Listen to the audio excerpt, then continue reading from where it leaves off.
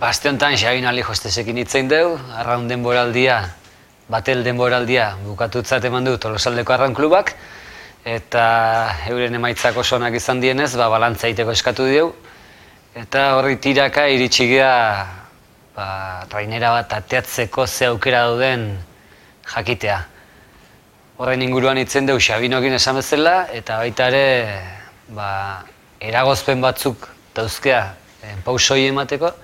eragozpen horiek ezautu ditugu eta beste aldean daudenakine hitz egiten saiatu geha, eragozpen horiei buelta emateko ze aukera duen ikusteko. Aste honetan ere, Jon Galarraga Goiaztarri elkarrizketa egin diogu, 16 urte zituela moto-istripu batean moto-istripu bat izan zuen eta orduztik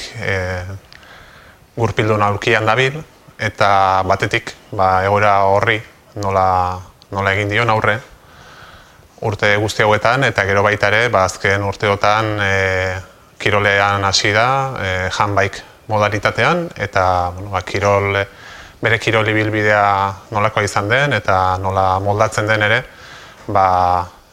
galdetu dio.